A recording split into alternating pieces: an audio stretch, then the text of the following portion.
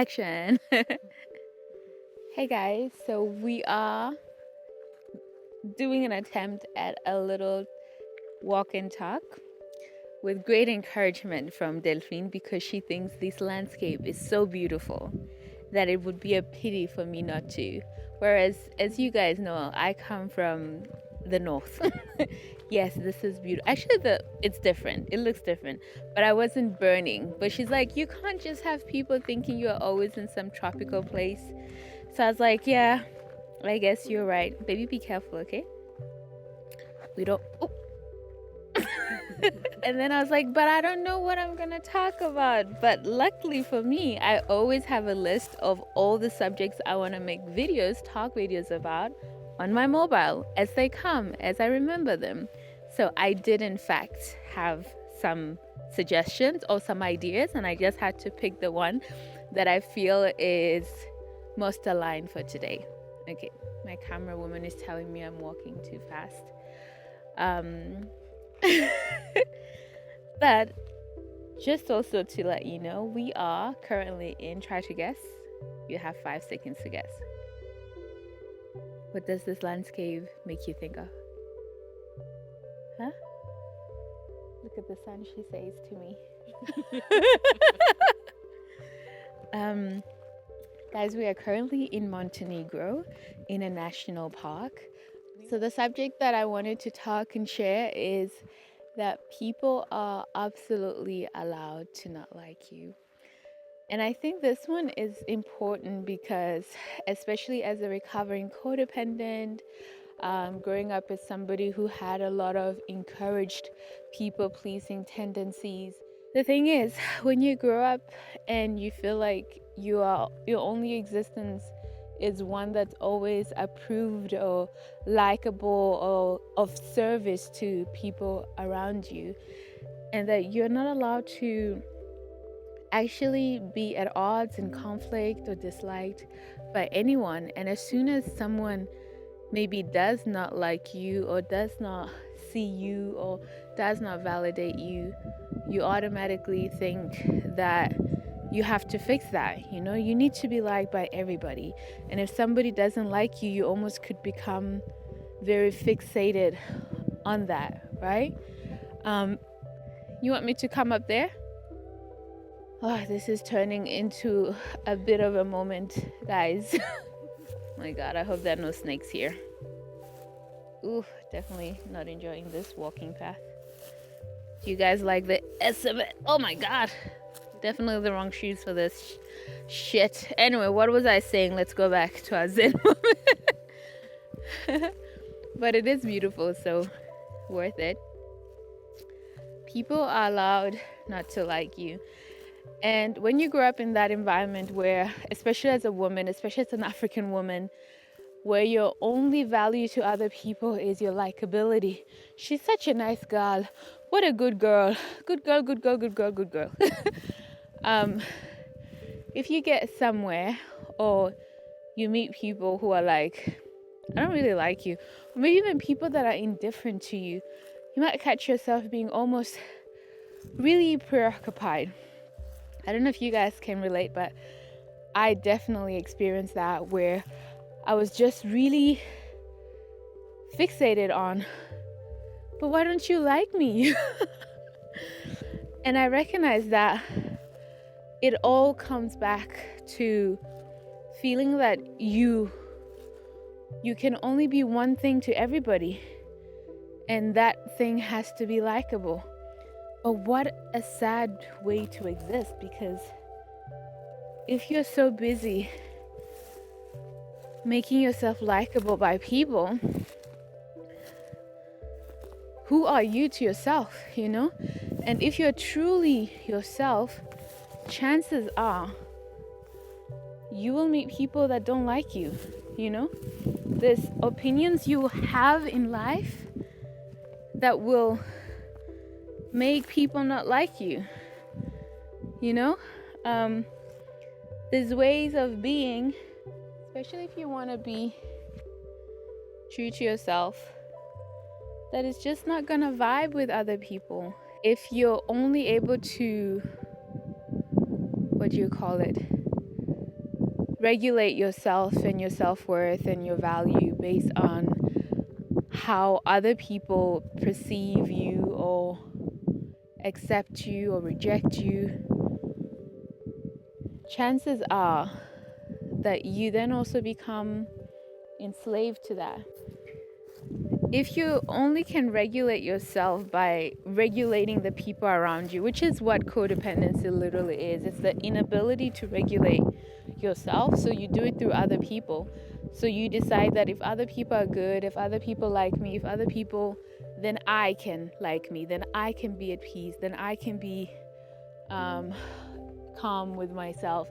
And when other people don't show me approval, then I need to fix that. It's my job to fix that. And that literally dissenters you from yourself. It makes you somebody who is there moving to the wind of other people's feelings, other people's responses, basically at the whims of other people and what they give or what they take from you. And what a sad way to exist. I think once I got to a place where I could genuinely feel that this person really doesn't like me, or this person and I don't vibe, you know? But you know what? It's okay. And not only it's okay, but because I really care about sovereignty, and it's something I've really been trying to get more into in the last years, I just remember thinking that sovereignty is about your own agency. It's about you owning your space, your feelings, the way you exist in the world. It's the liberation of literally saying live and let live. You do you, and then we interact where it makes sense, but you are allowed to not like me. Like, what a weird mission to even have in the beginning, to think that you should be someone that everybody likes, that everybody thinks is wonderful, is likable. Let those who really like you and those who really vibe with you find you. But they are also not gonna find you. It's kind of like when I talked about in the dating video, and I was like, it's better you be rejected for who you are, because then you also have a higher chance of being accepted for who you are. And it feels so good to be loved for who you are, to have somebody who sees you fully, everything that you are, and say, I choose you. And that's the way that we should want to go through life in general, that you are fully yourself to the best of your ability, and then you allow people to choose or redirect you. It's not even rejection, it's just, this is not for you, it's okay, right? And also, yes, sometimes maybe it is rejection, but you know what? People are also allowed to reject you. Could you imagine? Like, people are allowed to say, you're not it for me. But you know, the power comes in recognizing that that doesn't take away the fact that you are still it to yourself and to other people who will find you and resonate with you, you know? Nobody has a final say in how you exist on this earth, and nobody gets to decide, if I don't like you, nobody will ever like you. Like, nobody has that power. And you also shouldn't give anyone that power, you know? But being okay with not liking people then also gives you the permission to be like, I also allow people to not like me, you know? I think for me, it was only, I would say maybe 3 years ago, 4 years ago, where I was definitely the villain in someone's story, and I could not cope. I was like, but, and that's another thing that I wanted to talk about, like the getting away from codependency, but also victim mentality, where there was this feeling that I would always rather be the victim than the villain, right? Like, you wanting to sacrifice yourself, and where it also builds resentment maybe in some way, because you're doing so many things that are beyond the scope of what you would comfortably feel doing anyway. I would rather be hurt by other people than hurt people, right? But the thing is, baby girl, if you live long enough, you are going to hurt some people. And I know, like, that sucks to know. And sometimes you're even gonna hurt people you really love. The most important thing, and for me as well, is like, did you do it intentionally? Were your intentions to harm that person? And sometimes there are things that you might do even if it was not intentional to hurt someone or harm someone, but they do. And for them, let's say like that's a boundary, that's like we're done. Like, because I've been on the other side of that. I have had strong boundaries where, because someone did something that maybe in their world they're like, that's nothing, everybody does that to each other, and I was like, that's a deal breaker for me. Like, I can't be your friend anymore. I don't want to be your friend anymore. So I know like that was a deal breaker for me, but maybe in their space they're like, that's not a big deal. Like, why would she make, why would she make me a villain? And to be honest, like, I don't even feel like that person was a villain per se. It was more space of like, I was learning to assume and attract and want to have healthier relationships. And so in doing that, I also had to show up in practice of letting go of people platonically as well, who exhibited signs that they did not want to have healthy relationships, right? But yeah, like, you don't know what other people's boundaries are. You don't know what their context is. You don't know what, you might do something and you're like, well, like, how could you not forgive me for that? Like, that's, I know, like, that was really hurtful, but how could you not, like, let that go? Because I love you and I care about you and I messed up, I'm human. But that person might be like, no, like, that was it for me. That was my deal breaker. And because of that, I don't want to have you in my life anymore. And then suddenly you are a villain in someone's story, or like you are the person that was unacceptable in their story, or the person they needed to reject on their path to healing. It was you. You were the one.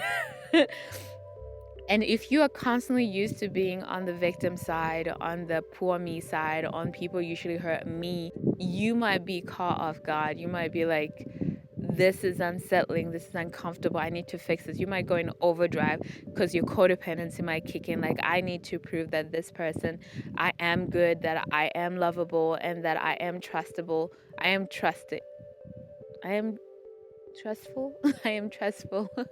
And I want to win them back, and I want them to know that like, you might do too much because you're really trying to change that narrative. But the question is, are you doing it for them? Are you doing it for yourself? Because you can't bear to see yourself as a villain in someone's story. Whereas unlikable in someone's perspective or in someone's context, the person that they're like, that person, can't stand them. The funny thing about codependency, like people pleasing, what I learned is you think that you're doing all these things for other people, but in reality, a lot of the things, like I said, you're doing them to regulate yourself. You are regulating yourself externally, right? So you are doing all these things so people will see you a certain way, that people will perceive you a certain way. And you might not know that consciously, but it's what you might have been taught to do from a young age, because that's how you survive. Like, if you behaved a certain way and your mom was happy, like for me, I grew up mostly with my mom, and she was not stressed, and then you could feel at peace because your mom wasn't stressed, or your mom wasn't angry with you, or your mom wasn't annoyed with you. Then you could actually exist. So you learn to adapt to those practices in other relationships, where you do and contour yourself in certain ways so that other people might feel better around you. But that's also because so then you can feel better around them and about yourself. Basically, friend, people are allowed not to think fondly of you, to not choose you, to say never ever that person, to see you as the villain of their life. And because we play so many roles, and the thing is, if you're stuck to only wanting to be seen one way, you kind of also limit the way that you can fully exist, the many characters you can exist in life as. You can be someone's best friend, you can be that girl that changed someone's life, you can be someone that inspires people to live a different way. You can also be someone that taught someone a lesson, who they see your life and they're like, definitely don't want to end up where that person ended up. Thing is, because you liberate yourself to live a full life, you also accept that you're gonna play different characters in other people's lives. In some people, you're the hero, the sidekick. In some people's life, you're the villain. In some people's life, you're the person that's just passing by. And all of those things allow you also to live a full life, because you're not there like playing a singular role everywhere you go. Just I'm the likable person, everybody likes me, everybody thinks fondly of me. Because then you actually imprison yourself to a certain way of being that doesn't liberate you to see your full self. I was saying that sometimes maybe if you've been used to being a people's pleaser, you don't have any boundaries, you never say no, you're just like, a bending contourist. Is that what they call them? People who are like really flexible. And you're just out there pleasing everybody left and right, going far and above. And then you learn to be really better at setting boundaries and saying, no, I can't do that. No, I won't do that. No, I don't feel like doing that. Some people might also start seeing you differently, and they might, for that reason, maybe stop liking you as much as they did, or even think that you're a bad person because now you're too let's say rebellious, or even more too selfish. And now you're going to be too everything, because before you were too accommodating. So you even making a small movement towards a balanced sense of self is going to throw a lot of people off. It's kind of like when we have dimensions of oppression and like the oppressor and the oppressed. Whenever the oppressed gains more power, gains more liberty, the oppressor is always going to feel like it's already too much. Like that's challenging their power, that's challenging who they are. And they're going to not like that. They're going to want to reject that part of people wanting their liberty. So it's kind of like similar to when you also seek your own liberty, or when you also seek your own way of being that is fully, and that doesn't only exist depending on how people receive or don't receive you. There are some people who are going to see that that's already too much. You're saying no a bit here and there. You're not showing up the same way you used to show up, because you know that I can't do that. It's not sustainable. It's going to piss some people off, and it's going to make them not like you as much. But that doesn't mean that what you're doing is wrong, because you're trying to find more grounding with yourself. You're trying to like yourself better, and you're trying to source your validation from within and not externally. But it takes a lot of work, and it's a journey, and it's not always easy. It helps. Now we've talked a bit about it, the context of it and everything. Something that really helps in those moments where you recognize this person doesn't like me and it doesn't matter what I do, I think they might never like me, is you literally saying, let's say the person's name is Tom. Tom, I allow you not to like me. You are a sovereign being. You have the right to choose the character you see me as in your context. Maybe you find me, whatever, you are allowed to choose that, because I also allow myself to have my own unique experience. And as long as the person's not being like evil towards you or what have you, they're allowed to say, you're not, a cup of tea. And you, by allowing that reality to be part of your reality, that people are allowed not to like me, it also liberates you, because then when you act, when you take decisions, when you make decisions, you're also going to be making them from a place of like, this makes sense to me, not because I'm trying to trick certain people or I'm trying to manipulate people into liking me or find me likable. You're doing it because they authentically feel like the good choices for you. Like they authentically feel like the right choice for you. And also by moving more from that space, you become also more relaxed, because you're not afraid of people not liking you. Right? Okay, so let's wrap it up, guys. So basically when it comes to the actionability of that is, because you feel liberated to allow people to choose whatever role they want to place you in, you also stop shifting yourself or compromising your needs, your values, and you feel more stable within yourself. It's more like, for example, when it rains, I always like to refer back to nature. When it rains, some people might dance, but some people might be like, damn it, and curse the rain, because it's gonna ruin maybe an event, or it's gonna ruin their outfit, what have you. But the rain is still gonna rain. We become more grounded, more still, more of a full aspect, and we allow people to take the rain how they want it, For some, it's a disaster. For some, they've been praying for it. And for some, it's the worst thing that could happen. And for others, they're indifferent. Or so for some, it's cozy because they're inside watching it drip on their windows, cuddled up. be like that, like getting to a place where you are not the rain and somebody says, oh no, the rain is raining, like I wanted it to be sunny because it's my wedding day, and then you're like, okay, I'll stop raining. Oh no, the rain stopped raining because I needed it and my crops are dying. Okay, I will rain. Imagine. So I love to refer back to elements in nature, like this good rock here. Just be who you are and let people take you or leave you the way you are. Let people embrace and reject you the way you are. And I say this as somebody who's been practicing it, but also somebody who constantly also has to practice that. Because like I said, if you come from a place where you are codependent, where you're used to being of mostly to service of others, if you grew up in a home or in a parenting situation where your needs were not met, where you were almost more responsible for the well-being of your parents or your guardian more than they were for your own emotional well-being, it can really mess with your brain, and it can take you a long time to recognize that that's not a healthy way to exist in a world where you feel like your best job in life is to make sure that either people like you or they're indifferent, but nobody's allowed to have any negative thing about you to say or to think. It makes you live a life that is not authentic, that is not true to yourself. And when you live a life that is true and authentic to yourself, you are gonna find that more people might like you, but also more people might dislike you. But it won't matter, because you will like yourself. You will know who you are.